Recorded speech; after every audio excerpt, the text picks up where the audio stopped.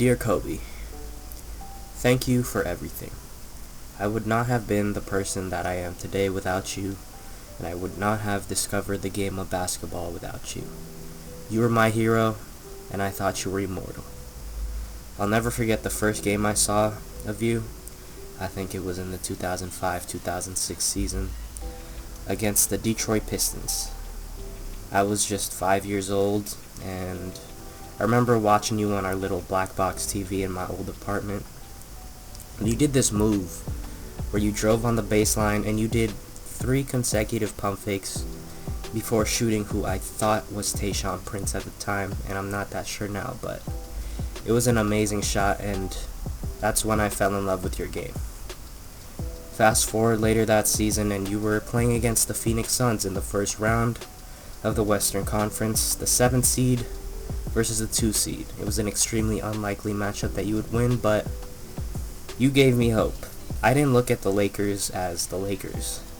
I looked at the Lakers as you. And I'll never forget Game 4 when you hit that game-winning shot over Raja Bell and the rest of the Phoenix Suns. And you you didn't rip your shirt, but you pulled your shirt to the side and let out this huge exclamation, whoo, like this big woo sound. And I'll never forget, 5-year-old me continued to do that for the rest of the series, and yet y'all somehow lost, and I continued to cry about it for like 3 days straight to my mom, telling her, Kobe lost, Mom, not the Lakers. Kobe lost. You were my hero. And I'll never forget watching those NBA Finals runs with Pau Gasol. The first 2007-2008 one against the Celtics, it was pretty tough seeing you go down like that. I remember in Game 1, my mom told me to go to my room, and she had a surprise for me, and I thought it was, she would have like this Kobe memorabilia, or this Kobe poster for me. But instead, she messed with me, and she put up a poster that said, Go Celtics, and I ripped that down as fast as I could. Y'all ended up losing the series, but I was pretty hopeful that you guys would win a couple of championships in the future, and you did. In the 2009-2010 season, you guys beat the Orlando Magic. I remember my heart almost sinking when Courtney Lee almost made that lob tip-in, but luckily he missed, and you guys went on to win the series 4-1, and you won your first championship without Shaq. Sure, I was too young to remember who Shaq was, but looking at it now, I can see how much that championship meant to you. And then the 2010 playoffs. That was crazy. The 2010 finals were especially crazy for me. How much stress you put on me, that shouldn't be, I wouldn't wish that much stress on any 10-year-old. I remember, I think it was game 4 or 3, I'm not sure right now, but you scored like 17 or 20 something straight points. Y'all ended up losing the game, but I was just in awe at how offensively gifted you were. You guys ended up winning that series somehow, coming back down from 3-2, edging it out in a Game 7 performance where you shot 6 of 24 from the field. I will never get over how you shot 6 of 24, but still somehow managed to get 15 rebounds. I wanted to be like you, Kobe. When I would practice these game-winning shots so that I could pretend to be like you somehow. I know I wanted to be in the NBA one day, but that's pretty hard for a 5'9", 5'10" guy. But I wanted to be you, Kobe, and you inspired me to get up and practice every day. And when I didn't want to practice, I would go on the computer and look up some inspirational videos of you or Jordan, sometimes D Wade, and that inspired me to get up and go work on my game. I remember the 2010-11 season when you guys were going for the three-peat, and I remember facing the Dallas Mavericks, and I was like, oh man, the Lakers got this in the bag. The Mavs only have Nowitzki. We're going to be fine. 11-year-old me didn't know that Nowitzki had a squad behind him, and Nowitzki swept us, man. Like, that sucked. I remember I was at a Japanese restaurant watching you get swept, and I was so upset, and I didn't finish my food. Mavericks went on to win the championship that year, and I was like, okay, we'll get it the next year. But that didn't happen. And then we got Dwight Howard and Steve Nash, and I was super excited. Like, 12-year-old me, I was like, oh, we're definitely going to win. We have the best big man in the league. We have one of the best point guards in the league. Like, we got this championship. And it turned out it was going to be a lot harder than expected. Like, there was the big three in Miami. We had to go through the defending champion Dallas Mavericks. No, excuse me, not the defending champion Mavericks, but we had to go through Miami. We had to go through Dallas.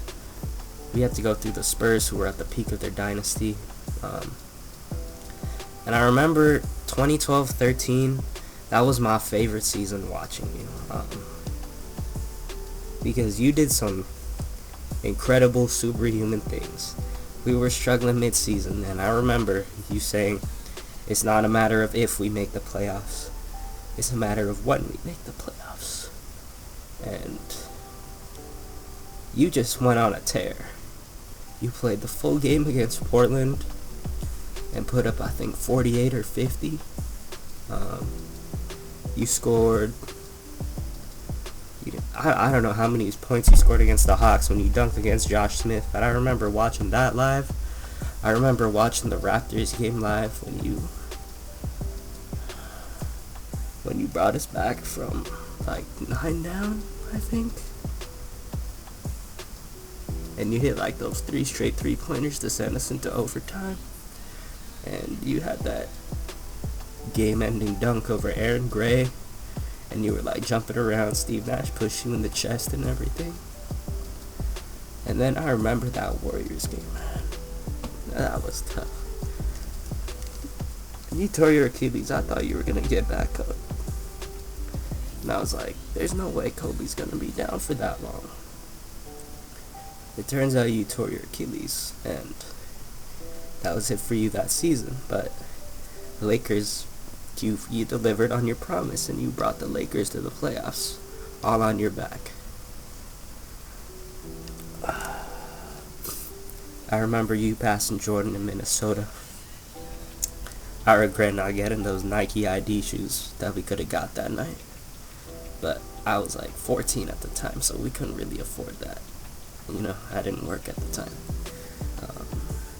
And then came your last season, which I had a feeling you were going to retire after tearing your Achilles, breaking like your leg, and then tearing your rotator cuff.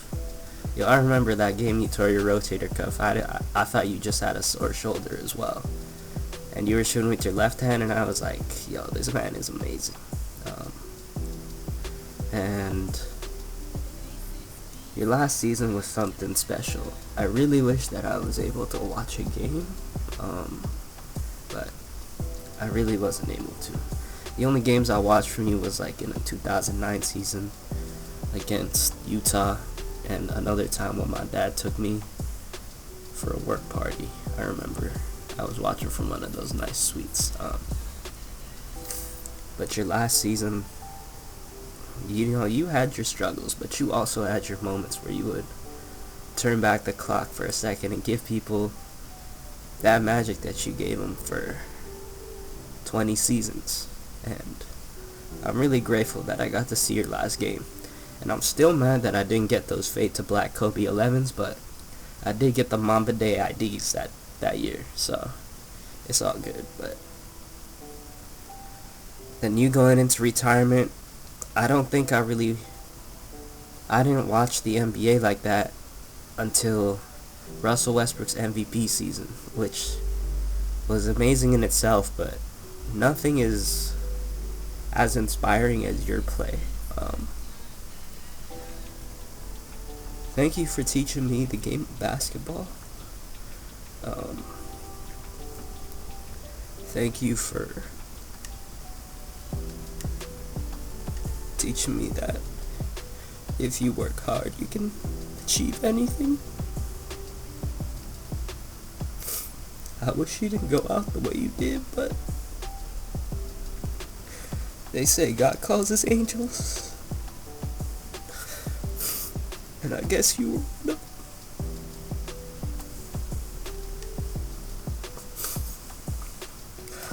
Thank you for everything, Kobe. Without you, this channel wouldn't exist. I wouldn't have played basketball in high school, even when I wanted to quit, because of something with the coach. I remember watching your Muse documentary over and over again, and it inspired me to stay on the team. Because of you, I have this channel. Because of you, I've made so many friends while playing basketball. And I'm just gonna miss you, man, even though I never really knew you. Thank you for everything, Kobe. And hopefully I see you when I see you and get to meet you one day.